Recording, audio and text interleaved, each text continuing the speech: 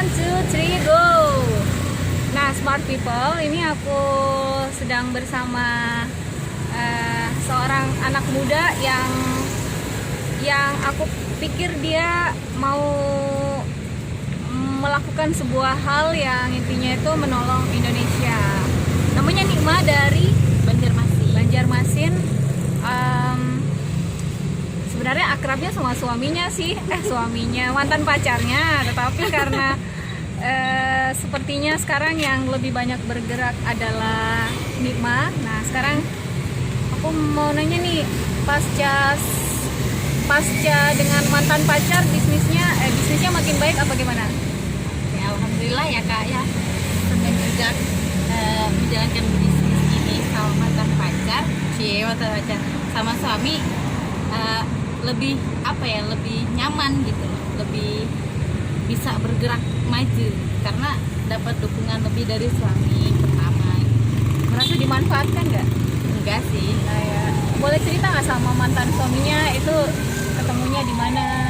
Waduh, ditanya masa lalu deh. Iya, karena biar vlognya mengalir gitu. Gitu. Ya. Ketemu mantan suami di mana ya? Di salah satu organisasi lah ya. Di salah satu organisasi, ya, nggak sapa-sapaan gitu kan, nggak kenal juga gitu kan. Oke. Sebenarnya niatan kenal buat sama mantan suami itu bukan buat kenal secara personal pribadi gitu, karena berhubung beliau ketua bidang di salah satu organisasi itu yang membidangi kewirausahaan gitu kan. Ya udahlah, saya kontak gitu kan.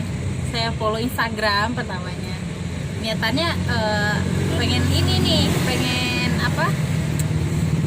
pengen arahan gitu kan. Modus ya? Enggak ada modus kan. Terus habis itu saya cerita bahwa Bang, saya punya usaha nih kecil-kecilan gitu kan. Namanya masih mahasiswa, dulu itu masih usaha sebelahnya ini kan pesan antar Kak. Capek kan gitu. Bang, saya ada niatan nih mau buka warung, tapi gimana langkah-langkahnya gitu kan, karena saya benar-benar bingung Bang gimana. Oh, ya udahlah, ngobrol dari situ mengalir, nggak taunya dia jodoh saya. Gitu ya. Jodoh itu jadi karena sama-sama punya passion akhirnya Iya. jodoh ya. Iya, Oke, karena kan menarik. passionnya di situ gitu. Sama-sama passion menjadi cinta. Oke. Usaha Seblak ini kenapa saya sebut menolong Indonesia, karena sebenarnya ini membuka lapangan kerja ya, smart people ini membuka lapangan kerja yang membuat banyak anak muda yang sebelumnya cuma nongkrong minum kopi di warung kopi menghabiskan duit orang tua, sekarang justru malah berpunya tempat usaha gitu, bisa menghasilkan duit sendiri karena peran-peran dari beliau yang di sebelah saya nih bersama dengan suaminya. Nah, sekarang sudah berapa orang, berapa gerobak? Alhamdulillah sekarang itu udah 4. Udah 4 ya. Udah 4. Di Banjarmasin itu ada 2. Terus di Jakarta ada 2. Aku boleh nggak? Di Sulawesi gitu boleh nggak? Di Sulawesi Selatan, di Makassar. Boleh banget, mau di mana? Niatan sih seluruh Indonesia ada gitu. Oke. Menolong Indonesia dengan Seblak. Biarpun gerobak UMKM ya gitu kayak. Oh iya, UMKM sekarang justru sedang mendapatkan tempat ya untuk anak muda. Karena kan itu apa Karena- ya Kak? Kalau UMKM itu kan modalnya nggak besar banget gitu kan, untuk mahasiswa seperti aku gitu kan. Waktu itu ya ukuran berapa, misalkan 5 juta itu kan nggak terlalu gede banget gitu loh, masih bisa dijangkau. Dulu awalnya modal berapa deh? Pertama banget atau pertama buka gerobakan Kak? Pertama banget gitu. Pertama banget 50.000 Tahun 2017. 14, 19. Iya, udah 3 tahun. 3 tahun ya. Dimulai dari Banjar apa langsung Banjar. Jakarta? Karena kan aku domisili di Banjarmasin. Awalnya sih karena hobi ya kan. Hobi makan. makan Hobi maksudnya. makan seblak. Pertama Oke. kan hobi makan. Terus karena hobi makan seblak juga awalnya gitu kan, sering bikin di kos sama teman. Ada ide, kayaknya ini bagus deh dijual. Coba kita jual. Ya pertama kan nggak yakin, paksa-paksa teman kan. Ini beli seblakku nih, dapat satu. Karena modal cuma 50.000. Ternyata temen suka sama rasanya. Besoknya langsung nambah jadi 7 porsi gitu kan. Karena kita made by order. Jadi pesan antar sendiri. Pesan antar sendiri berjalan sampai berapa tahun ya? 2018. 2020 ada target atau justru targetnya punya anak? 2020 ya targetnya nambah gerobak lagi insya Allah. Mau meningkatkan usaha scale up bisnisnya itu caranya gimana tuh? Gimana maksudnya? meningkatkan bisnisnya, misalnya pelayanannya, scale up UMKM-nya. Itu ada upaya-upaya nggak? Selain Ada. dari menikahi suami yang seorang penggerak UMKM gitu. Ada, pasti ada kan. Pertama kan kita perlu motivasi, nggak mungkin gitu, nggak ada motivasi itu nggak mungkin. Pertama motivasi, lihat di sekarang kan zamannya canggih banget, lihat di YouTube tuh luar biasa banget. Instagram, jadi aku kalau buka-buka Instagram tuh usaha-usaha kecil gitu kan, motivasi buat usaha gitu. Terus apa ya sering coba ikut-ikut seminar gitu. Biar ternyata gini ya, salahnya di sini ya, ini perlu di improve. Di YouTube suka channel bisnisnya siapa? Banyak Kak. Aku suka Agus Cucuy. Ikutin nggak? Nggak, aku kalau nonton bisnis itu nggak aku subscribe. Kenapa? Nggak mau, karena kan banyak, jadi kita bisa ngebandingin gitu loh. Jadi aku nggak cari satu, nggak subscribe, jadi Nggak follow Atta Halilintar gitu ya? nggak, aku nggak follow itu. Aku nggak suka. Prank-prankan gitu nggak ya? Nggak. Just kidding.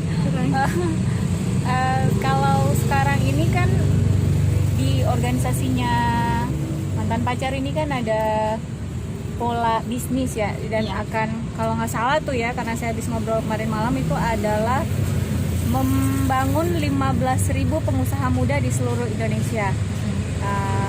Itu perkembangannya kayak bagaimana? Sudah sampai di mana? Kalau itu saya kurang tahu sih Kak ya, karena kita nggak Oke. ikut berkecimpung gitu kan. Nggak kepo-kepoin ya? Nggak kepo-kepoin, karena itu urusan suami. Karena saya fokusnya di usaha seblak gitu kan. Kalau ngobrol suami itu, ya gimana nih kita buat ngembangin usahanya gitu. Gimana kita buat langkah apa lagi yang harus kita lakuin gitu loh. Sekarang caranya gimana buat orang kalau mau franchise seblak ini, apa namanya, seblak titik nik Nik NIK. NIK 11 nicknya itu caranya gimana, menghubungi siapa? Kayak untuk franchise kita belum ada sih Kak, tapi rencana untuk franchise ada, cuman belum kita follow up lagi gitu. Insya Allah kan rencana tahun 2020 ini kita udah punya franchise di beberapa daerah gitu. Tapi belum kita rangkumkan, kita masih proses ngembangin sendiri cabang-cabang kecil di daerah-daerah dekat dulu gitu. Ya gitu ya. Untuk franchise belum terlalu fix banget. Iya, jelas sudah ada core bisnisnya ibaratnya. Kuatin nama dulu baru kita franchise gitu. Mau ngobrol-ngobrol apa aja? Ada lagi yang mau diceritakan? Apalagi ya Kak? Iya sih, Tentang bagi bisnis. aku buat usaha itu have fun aja sih Kak. Maksudnya karena emang hobi jualan ya, aku hobi makan, dan aku senang kalau hobi aku itu jadi uang.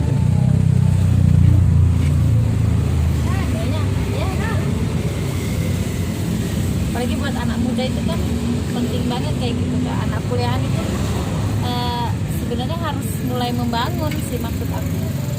Kalau di daerahku sendiri ya kadang anak-anak kuliahan itu dia kuliah untuk jadi pekerja, bukan membuka lapangan pekerjaan. Bukannya mahasiswa itu agent of change kan? Maksud aku kenapa kita nggak coba buat buka lapangan pekerjaan loh di usia muda gitu loh. Gadis itu kan edit kan? Enggak sih, aku nggak pernah edit.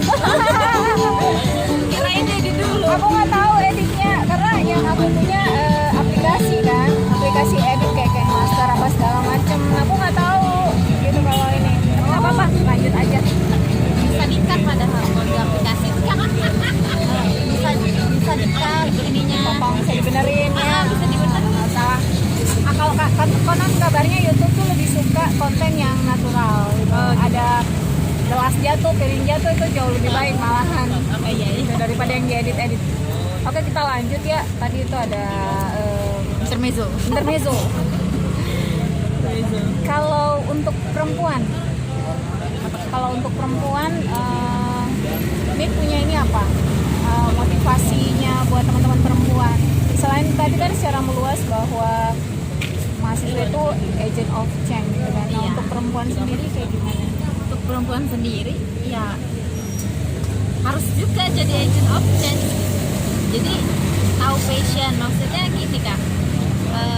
Kadang kebanyakan dari kita, apalagi dari bukan mengecilkan, tapi dari kampung itu masih kuat gini perempuan itu ngapain kamu sekolah tinggi gitu kan, ngapain bikin usaha sendiri gitu kan, tahu ujung-ujungnya ikut suami yang itu juga suami gitu. Seharusnya sih enggak, maksud aku perempuan itu juga perlu penghasilan sendiri kan. Selain ntar ya kita bicara ke depannya, ntar kalau udah berkeluarga nggak bisa bantu suami gitu loh. Itu punya kekuatan visi kayak begitu itu karena dari keluarga, diajari dari kecil. Enggak, Kayak karena lihat aja gitu, dari sadar diri, maksudnya gini, karena lihat dari keluarga kan ibu tuh nggak kerja gitu kan, penghasilannya apa ya, mengandalkan penghasilan suami gitu kan, sedangkan anak-anaknya banyak. berapa banyaknya? Tiga kan termasuk banyak kan. Iya. Jadi kan menghasilkan apa ya, kalau cuman menghasilkan apa gaji suami gitu kan, itu terlalu ini ya, apa, mepet banget gitu loh. Maksudnya kenapa perempuan itu harus bekerja juga sih? Aku setuju perempuan bekerja, tapi tidak melalaikan kewajibannya gitu kalau dia sudah jadi istri. Tapi kalau muda itu harus bekerja karena biar tahu gitu loh, maksudnya biar tahu lah. Masa kecilnya emang di Banjar. Aku di kampung masa kecil mana daerah baik, kabupaten ya, Kabupaten Hulu Sungai Tengah. Hulu Sungai Tengah itu di Kalimantan ya. Kalimantan Smart People, Selatan. Kalimantan Selatan. Kampung banget. Terus yang dulu itu ya Kak, di kampung aku sampai sekarang itu perempuan yang S1 cuman ada 4 orang. Gitu. Termasuk Nick salah satunya. Aku salah satunya. Aku salah satu perempuan yang S1 itu karena kenapa? Karena aku lihat gini kan, aku nggak mau tinggal di kampung. Aku bukan berarti aku melupakan kampung halamanku gitu, maksudnya aku mau ngelihat dunia tuh luas gitu loh. Maksudnya dunia itu penuh warna gitu, kita perlu melihat itu. Dan kebanyakan dulu waktu aku masih kecil tuh diomongin gini, ngapain kamu sekolah tinggi-tinggi, namanya anak petani ujung-ujungnya juga jadi petani gitu loh kan. Bekerja juga nggak bakal apa ya, nggak jadi ini, nggak bakal jadi bos, maksudnya gitu kan. Itu jadi motivasi kita bahwa saya bisa loh, saya bisa, perempuan itu bisa, gak cuma laki-laki. gali passion kita apa dan itu bisa jadi bisnis. Ini masih 15 menit ya. Masih mau aku gali nih, masih mau aku gali. Nah, terus apa hijrah dari kampung halaman di Barabai itu SMP, SMA atau zaman kuliah? SMA. Aku dulu SMA itu diginiin, bapakku keras ya. Jadi dibilangin gini, kalau kamu mau sekolah pondok, nggak usah sekolah sama sekali. Dibilangin gitu. Ya. Terus aku karena aku digituin kan, aku tantang. Kalau emang di pondok, aku nggak mau yang di pondok pesantren yang deket rumah. Kalau udah keluar rumah, aku keluar sekalian. Gitu Kak. Kalau udah keluar rumah, aku keluar sekalian. Karena kalau aku lihat warna satu, maksudnya ntar warnaku jadi abu-abu gitu loh, nggak jelas. Udah aku minta jauh-jauh dari pondok. Saya di mana mondoknya? Kalau dari rumahku itu 3 jam sampai 4 jam. Oke. Kuliah? Kuliah juga di Banjarmasin. Banjarmasin. Nah, awalnya aku nggak mau di Banjarmasin kuliahnya kan. Aku mau ke daerah Jawa. Ke daerah Jawa kan. Ke daerah Jawa aku maunya, tapi mamaku nggak ngizinin. Katanya aku anak cewek.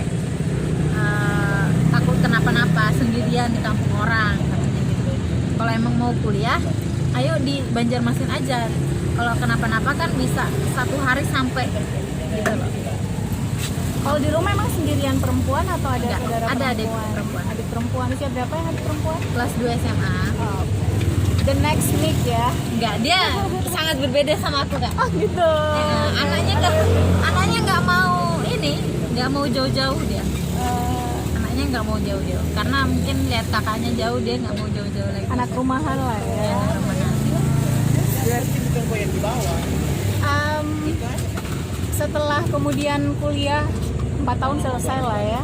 Fakultas? Belum selesai aku, Oh, sekarang belum selesai. masih garap skripsi. Skripsi di fakultas apa? Fakultas Tarbiyah, Tarbiyah. kan bahasa Inggris kan? Bahasa Inggris. Bahasa Inggrisnya bagus ya. Enggak. Ini orang kebanyakan kelirunya Kak. Kenapa keliru itu? Gini, kan aku itu pendidikan bahasa Inggris, bukan sastra Inggris.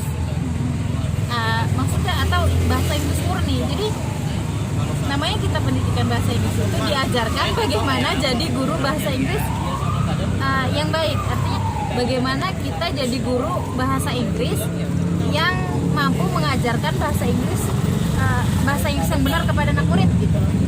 Kita nggak dituntut untuk Master of English. Mastering of English itu kita nggak dituntut. Jadi konsumsinya buat ngajar ya. Iya. Ternyata kemudian diterapkan di dunia persebelakan. Ini di training dulu nggak? Apakah? Teman-teman yang direkrut untuk di seblak Iya. training dulu. Jadi ikut dulu. Ada ininya, apa namanya? Ada ngobrol-ngobrolnya, semacam upgrading lah ya. Enggak. Kita langsung praktek gitu loh. Ayo ikut. Misalkan mau ikut nih ke warung sebelah, ayo belajar. Nah, ntar kita ajarnya secara langsung, enggak Di secara antara teoritis. yang Nick ajak itu ada nggak yang menolak atau kemudian memandang bahwa kok kalau sekolah tinggi-tinggi tapi kok jualan jualan seblak di pinggir jalan gitu, gimana? Alhamdulillah enggak sih Kak.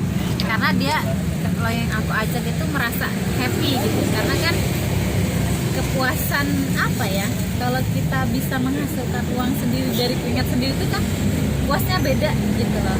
Tapi ada Kak, maksudnya yang masih malu-malu ada. Aku malu jualan, masa aku udah cantik-cantik jualan gitu. Ada. Masa udah penampilan gini kok jualan, malu sama teman-teman, malu sama adik-adik, malu sama gebetan. Ada kayak gitu. Tapi Nick juga cantik tapi mau gitu ya. Nah, karena aku sadar Kak, skincare mahal. Jadi kita belum. Oke ya. Kira-kira menurut Nick nih, sampai di mana ada kesadaran anak-anak muda untuk ber-UMKM, berusaha di sektor dagang ini? Maksudnya kesadarannya Iya, kesadaran seberapa itu gitu ya? iya. Sedari dini sih seharusnya Kak. dari awal kuliah itu dia udah mikir maksudnya ntar saya ntar lulus kuliah kerjanya apa ya, apa saya ntar jadi PNS kan. Kebanyakan dulu saya pikirnya gini kan, aku targetku dalam jangka 5 tahun ke depan itu sebelum aku lulus kuliah aku minimal udah punya usaha. Karena begini, ketika aku udah punya usaha, aku lulus kuliah kan otomatis ditanya kerja kan, kamu kerjanya apa? Seenggaknya kalau aku belum diterima di perusahaan-perusahaan nih, atau belum diterima kerja di mana gitu, aku udah bisa jawab kalau ditanya gitu. Kamu kerja di mana? Aku jadi bos, biarpun usahaku kecil. Karena itu usahaku sendiri. Kalau boleh tahu, kesadaran orang tiap orang kan beda-beda ya. Iya kan? Nah, kira-kira Nick bisa mempengaruhi berapa orang berpikiran seperti itu dan caranya bagaimana? Kalau aku sih kalau ngomong doang itu pasti nggak terpengaruh. Biasanya ada beberapa temenku yang aku ajakin gitu, ayo main ke warung aku, ayo ikut jualan yuk, ayo bantu. Akhirnya kan dengan seperti itu dia sadar, oh enak ya kalau udah punya uang, oh enak ya kalau udah punya penghasilan sendiri, oh enak ya ternyata kalau udah jadi bisnis sendiri. Dan kalau pertama sih kalau mereka kerja kan, kalau ngobrol itu kalau kerja itu, kalau kerja sama orang kita waktunya itu ditentuin gitu kan, nggak bisa suka-suka. Kalau ini kan kalau punya usaha sendiri bisa suka-suka. Kalau capek, aku capek banget, ya udah tutup, ya udahlah istirahat. Biarpun kan kita punya batas disiplinnya juga, nggak suka-suka banget, tapi maksudnya waktunya nggak terlalu terkekang banget gitu loh, bisa fleksibel menyesuaikan. Apa ya, aku suka bertanya buku sih, buku yang Nick baca gitu selain di organisasi tersebut. Aku buku motivasi atau Aku nggak suka baca buku motivasi. Aku suka baca novel ya. Aku suka baca novel karena bagi aku novel itu aku nggak menghayati isi novelnya sih sebenarnya. Aku lebih memikirkan, oh ini ke orang yang penulis novel ini jenius banget gitu. Maksudnya dia bisa membayangkan satu cerita sampai setebal ini kan, biasanya novel itu kan dia bisa membayangkan sedetail itu sampai dia dengan cerita serumit itu gitu, bisa jadi menarik gitu. Aku suka baca itu. Oh, jadi sebenarnya lebih tertarik ke produk kreatifnya. Ya. Cara penulis menemukan imajinasi, mengelola imajinasi gitu ya. Kalau novelnya sendiri dibuka-buka kali ya, kalau ketebelan dihabisin nggak? Dibacanya sampai habis nggak? Kadang-kadang kalau menarik, kalau novelnya yang ya lumayan menarik, aku baca sampai habis. Kadang Misalnya novel apa? contohnya pernah aku ayat-ayat cinta 2, ayat-ayat cinta. Itu aku luar biasa excited banget gitu lah sama itu novel sampai berapa ya itu ya? Novelnya setebal ini 3 hari ya, nggak sampai 3 hari, 2 hari itu aku selesai. 2 malam itu aku nggak tidur baca itu novel. Saking itu kan apa ya, bagi aku luar biasa banget novel itu. Sekarang udah ketemu ayat-ayat cintanya ya, dan kebetulan passionnya sama, alhamdulillah. Passionnya sama, alhamdulillah. Iya, alhamdulillah. Nah, kalau misalnya ada tawaran untuk membuka bisnis yang lain, kira-kira apa yang dipilih? Kuliner pasti Kak. Skincare kayak gitu tertarik nggak? Enggak. Karena gini, bagi aku kenapa aku tertarik kuliner kan? Pertama, aku suka makan. Aku suka icip-icip, aku suka makan. Ya suka makan gitu kan.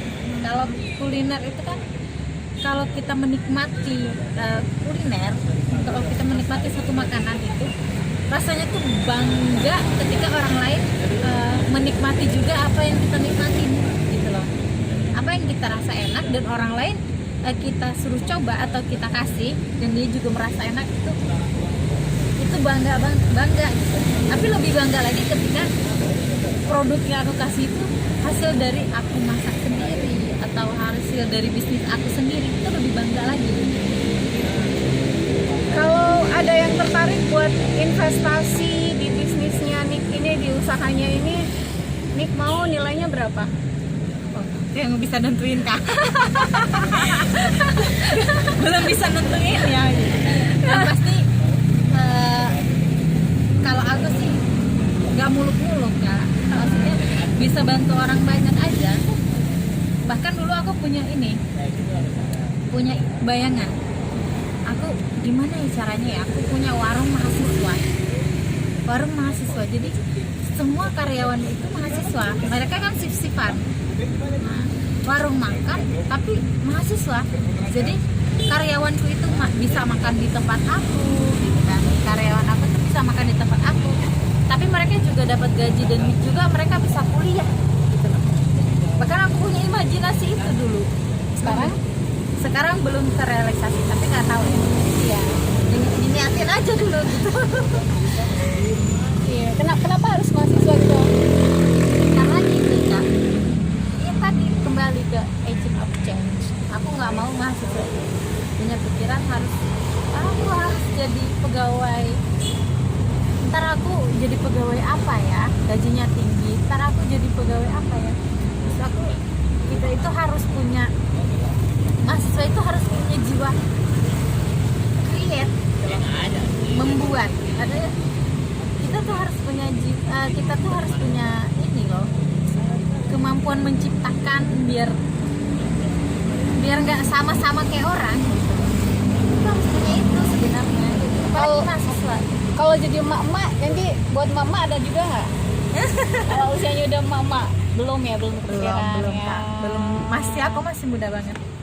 Masih muda banget ya. Wih, smart people. Iya, Kalau usia aku perempuan baru- tuh seneng banget ya disebut muda banget. Usianya berapa? Baru 22 tahun. 22 tahun sudah punya pemikiran yang sebegitu cemerlang, insya Allah. Amin. Amin. Iya. Kalau jadi mama apa ya? Mama Melanjutkan cita-cita ketika masih gadis-gadis gitu. gadis-gadis gitu. Jadi mama yang nggak suka gosip sebenarnya. Itu paling penting Kak. Oh, gimana kalau jadi mama? Yang nggak suka gosip. Ngomongin boleh, tapi ngobrol boleh ya, rumpi boleh, tapi rumpinya yang bermanfaat. Rumpi bisnis apa gitu kan. Kayak misalkan temennya, oh saya baru punya restoran, ayo arisan. Nah arisan itu kan mereka jualan baju di situ, tapi hasil produk mereka sendiri kan keren gitu kan. Mama kayak gitu kan. Oh saya punya produk sandal nih, collaboration sama siapa. Oh iya, ntar saya buka ya di warung makan kamu gitu kan. Atau saya buka nanti di kafe kamu. Kan keren kalau ada mama kayak gitu. Kalau sekarang pengen kolaborasi sama siapa? Itu Pak, impiannya tuh pengen kolaborasi sama siapa? Apa? Kolaborasi bisnis seblaknya. Kalau sekarang ya, itu kan kalau emak-emak ya kolaborasi sama penjual sepatu, penjual apa. Kalau saya pengen kolaborasi itu sama Indo atau Wings Food. Wings itu yang jualan sabun kan? Bukan Kak, Wings Food itu mereka juga ada merek apa jual makanan, Wings Food. Kayak mie sedap itu kalau nggak salah Wings Food. Oh iya. Ajarin aku dong. Itu Wings Food kalau nggak salah ya. Kalau nggak salah, kalau salah dibenerin. Aku pengen kolaborasi dengan bisnis itu, usaha-usaha itu ya. Karena aku pengen tuh gini, seblak itu gak cuma dinikmati secara langsung, kayak diseduh kan bisa kan, diseduh. Sekarang tuh banyak usaha seblak kering gitu kan, seblak seduhan tuh banyak. Tapi apa? Nggak kayak Indomie gitu, kayak mie instan gitu. Aku maunya segitu. Ya kemarin aku coba seblaknya dan memang benar-benar rasanya seger karena bumbunya itu mungkin karena dia bahan ya, sangat tergantung dari bahannya nih ya. Kan. Jadi kencurnya itu terasa seger, terus kemudian nyes gitu, cabenya juga kayaknya bagus ya. Bukan yang cabe-cabean gitu, tapi benar-benar cabe ya. Cabe-cabean, beneran cabe. Yang buat dikonsumsi oleh kita. Jadi bukan yang essence cabe atau kencur essence, jadi semuanya tuh pure. Kita masak sendiri, kita beli sendiri, belinya di pasar dong pastinya ya. Belinya di pasar. Nggak yang bubuk-bubuk kita nggak pakai, kita pilih bahan sendiri, semuanya segar dari pasar. Kalau pengen menikmati kita kemana nih? Sebelahnya di mana? Oke, kalau pengen menikmati ya kalian ya untuk wilayah Jakarta itu ada 2, nah baru ada 2 di Jalan Kayu Manis Barat nomor 98 RT 01 RW 8. Hutan Kayu Jakarta Timur, terus yang lainnya Matraman, Matraman Jakarta Timur, terus yang lainnya di Hutan Kayu depan Koramil. Hutan Kayu depan Koramil. Iya, depan Koramil. Kalau kalian nggak ketemu, cari aja di Google Maps stasiun Pondok Jati. Itu pasti ketemu. Dekat-dekat situ ada seblak. Tadi aku ketik seblak Nik juga dapet juga sih sebenarnya. Seblak titik Nik gitu ya. Seblak titik Nik. Sekali lagi seblak titik Nik. Seblak. Oke, terima kasih Nik. Mudah-mudahan bisnisnya sukses, barokah, Amin. bisa naik kelas terus. Amin.